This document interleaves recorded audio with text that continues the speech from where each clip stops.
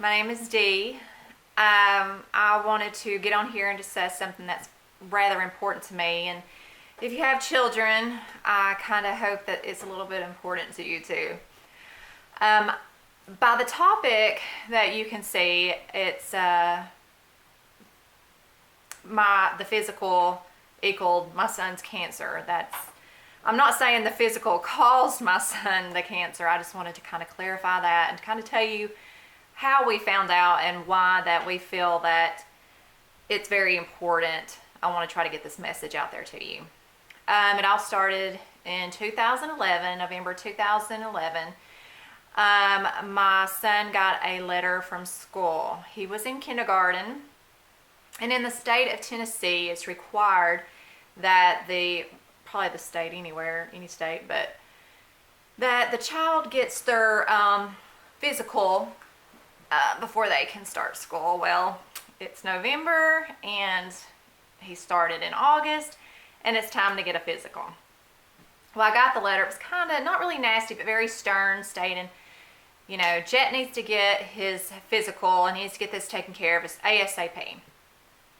So that day I was in the car. I kind of went through the stuff as I picked him up from school, and I was like, okay, I'm calling right now. I'm gonna call a pediatrician, see if I can't get you in there. No, that didn't happen. I was like, man, okay. So I went to the local health department, and they did not do that there either. So I'm like, where can I go today to get this done? And they're like, well, you may want to just try a clinic. Well, there was a local clinic in Ottawa, Tennessee, and I was like, okay, we're going to go there.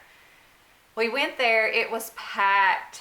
Like I said, it was November. It was a rainy, disgusting day, and it was just so, I was like, I don't even want to be here, but I'm determined, since this is going on, that he needs this taken care of. We're going to get it done today. We sat there for a while, in fact, and took him back there. He had to walk down a hall. They checked his height, weighed him, ear test, eye test. He checked out great. They were giving me the paper. I was headed home.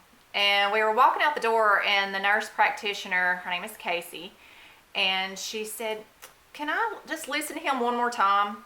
And I'm like, sure. Yeah, that's fine. So she listened to him again. She's like, it sounds to me that he has a heart murmur. She goes, it's not anything to worry about, but I do want you to follow up with a cardiologist.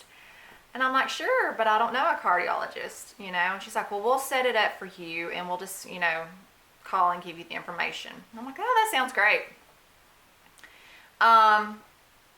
Couple weeks went by. By this time, it's kind of in the Christmas season, and I got a call and stating that he had a cardiologist appointment at the T.C. Thompson Hospital, which is Erlanger in Chattanooga, and that he needed to be there 8 o'clock on January the 18th, 2012, and that they sent me a bunch of paperwork and to plan to be there for at least 5 hours for all the testing.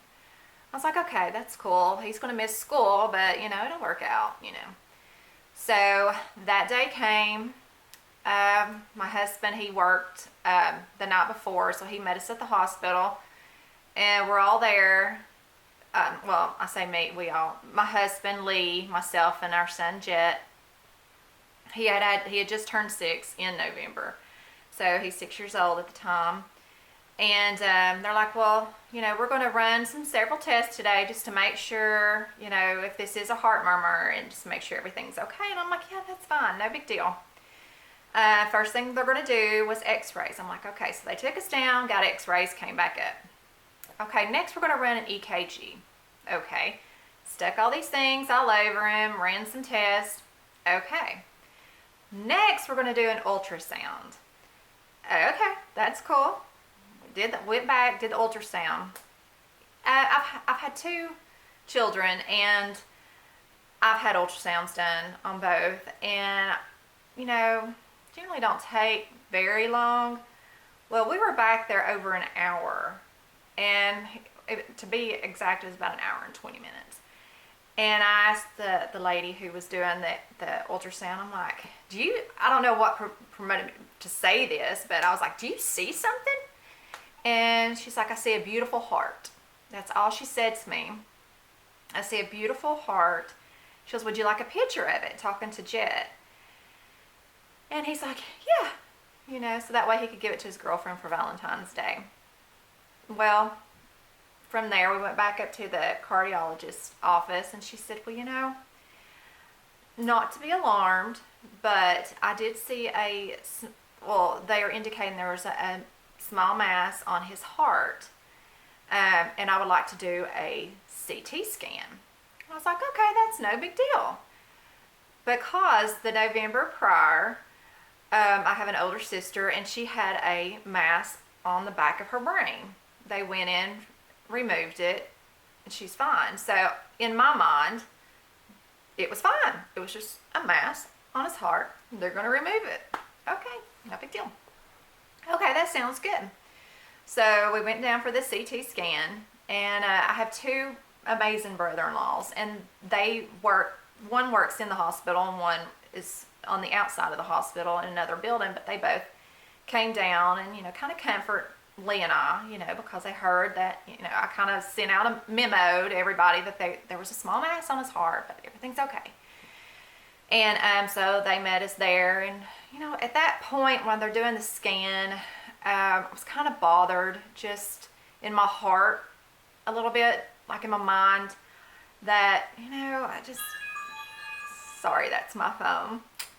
But that, there's, what if there's something a little bit more? But I didn't want to think like that, and Lee and I both were staying positive. I was kind of a little upset, kind of emotional, but I was okay because Jet was watching me, and I thought, I don't want him to see me get upset or anything like that.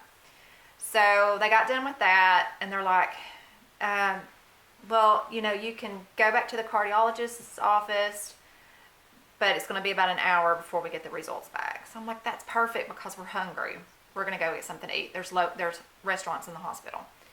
So we went and got something to eat, and then we went back up there, and she took us straight back. I mean, as soon as we got up there, she took us straight back. The waiting room was packed, and I was like, oh no, but I let them know that we were back, and she's like, let's go straight back. So I'm like, okay, well, this is good. We're going to be in and out. We went back, and there was two nurses standing with the doctor, and she introduced the two nurses and asked if it would be okay if Jet goes and, hangs out with them and stuff. And I'm like, yeah, that's fine. But I didn't want to question her in front of my son, but I turned around to my husband, and I was like, this isn't good. It's just not good. And we went in there and sat in the room, and she let us know that the mass was a lot bigger than she had thought it was. It was a grapefruit-sized tumor on his heart. And I was like, okay, it's bigger. It's on his heart. How are we going to get this off? We're going to get it. We're going to get this off. We're going to get it done. She's like, well, I need to send you to another doctor, and they'll be waiting for you. It's up on the 5th floor. And I'm like, okay, it's 5th floor. We'll just go up there and we'll talk to him. Again, I'm sorry, that's my phone. It's nonstop. But we went up to the 5th floor, and by this time I was emotional, and I know that's why they took Jet out of the room, is because they didn't want Jet to witness his parents get really upset. I respect them for that, but all I wanted to do was go in there and hug him. But we went up to the 5th floor. It was a great waiting room, very child friendly, and it was, big playhouse and fun stuff in there. But in my mind, I'm just like, okay, we got to get this mass off of him. We got to get it off there. And they took us straight back, met with Dr. Bodka, wonderful doctor. Been a doctor for 30 years. Went and talked to him, and he sat down, introduced himself. A child life care worker came in there to kind of play with Jet on the iPad and kind of get his attention while the doctor talked to us. And we knew there was a mass, we just didn't know what we were going to do about it. And he says, well, I've looked through everything. I've gone through everything, and I have determined that Jet has lymphoblastic T-cell lymphoma. And I was just like, okay, well, how are we going to get this mass off? I mean, that's what I was asking him. And he said, you know what, I'm going to go get some more paperwork for you, and that way we can kind of go over everything and discuss it. And I'm like, okay, that's fine, you know. I was oblivious. I don't know any, at this moment in time, I knew nothing of lymphoma. I knew nothing of leukemia. I knew nothing. You know, I was, you know, blessed enough to not have to experience something like this. And, you know, in my family's history, we've been very fortunate. And I'm just like, okay, all right, that's cool. And so he goes, but I knew my brother worked at the hospital, so I called him up immediately. And I'm like, okay, I didn't want to feel like a dummy. So I called him up and I'm like, hey, Bane, what is T-cell lymphoma? And he didn't say anything. He was very quiet. And I'm like, are you there? And he said, yes, I'm here. And I'm like, well, answer me. What is, you know, T-cell lymphoma? And he's like, well, let me look it up, and, you know, let me research it. And I'm like, well, he's coming back in. And I kind of wanted to get a feel of what we were talking about. But about that time, the doctor came back in, and I hung up with Bane. Well, I know now that my brother-in-law, Bane, did not want to be the one to tell me exactly what T-cell lymphoma was. I respect him for that. So he came back in, and my husband was looking down. I just remember him looking down, and he whispered to me, he goes, Dee, I know exactly what that is. And my husband's been quiet the whole day. He was so tired because he worked the night before, but that's all he said. He goes, Dee, I know exactly what that is. And I'm like, you know, what do you know about this? And the doctor came in, and Lee looked at him, and he said, does our son have the C word? And I was like, how dare, you know, why would you say that, Lee? And I just looked at Lee, and I'm like, Lee, and he goes, well, Dee, have you not looked at the pictures on the wall? I mean, I haven't taken anything in. I had just, you know, I kind of just been in my own world, in my own little bubble at that time, and just, I was like, what? And the doctor said, yes, Jet has cancer. And he said it is a strong cancer, and his tumor, I don't know how they configured it, but it was growing rapidly. So we needed to do something immediately. And he says, I need to get you guys in here. By this time, it was 4 o'clock. And he says, I need to get you in here first thing in the morning. We're going to start. And I'm like, okay, let me just, hang on. Let me take a breath. Let me just come down to earth for a second. What, you know.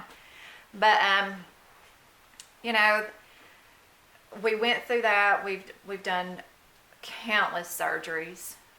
We treated it, because it was a grapefruit-sized mass on his little heart. They couldn't just go in and take it off, obviously. I mean, it had to be treated with chemo. We didn't have to go through radiation, but we did go through chemo. Strong chemo. Went through that for 2.5 years. He was on, you know, several treatments and, you know, several things for quite some time. Like I said, we didn't have to go through radiation. But, you know, my point on this is, you know, the doctor was like, was he sick? Was he tired? Was he, you know, complaining with pains? And I'm like, no. You know, we had close to 20 steps in our house. The child would run up and down it every day. It was nothing to him. I mean, he was, you know, 6-year-old child. No, he had no signs. He was just a ball of energy. Never sick. I don't even think I gave him Motrin, I don't know, a handful of times in his life. I mean, the child just never got sick. And he was sick. And so we we went through it and we treated it. And Dr. Bodka, he said, how did you know? And I said, well, he went to get a school physical. He went to go get checked, and they said they thought they heard a heart murmur. And he said, it's amazing to me, because I had wrote that on the thing, and he said, because I nor 2 other surgeons have heard anything on his heart. And yet this nurse practitioner heard it. And it was almost like someone knocking when she had that to his chest and said, "Get this boy checked," and it was the Lord to me. It was him saying, I'm sending this to you, through you, to get this boy healthy. And she's our angel. And from that moment on, we've kept in touch with her. She now has twins, but it's been great. So she's wonderful. But yeah, I mean, it was just through the school physical. Most children do get sick. They do have fatigue. They do, get flu-like symptoms, weakness, don't want to eat, stuff like that. But in our case, there was none of the above, none. And it was all due to a school physical. And that's why I put school physical equals cancer. In my eyes, it was just, I thank the Lord we had the school physical, because that's how we found the cancer. And my point is to, take that one day to get your children looked at, to get their body checked, and to make sure that they're okay and they're healthy. So I try to go to schools and churches and talk to parents at meetings, and just, give them Jet's testimony and say, he's here just because he got checked, So take that with you, if you take anything from this video, take that. But thank you so much for watching. Feel free to subscribe, feel free to comment, like it, whatever you want.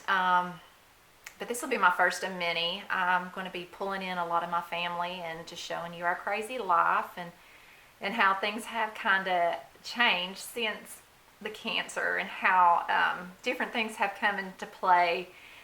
And I kind of just wanted to get our story out. It's, I've heard so many people tell me, your story's so different, it's so unique, but every story is. There's not one story that's the same. And we've grown to love a lot of the families. We have lost some.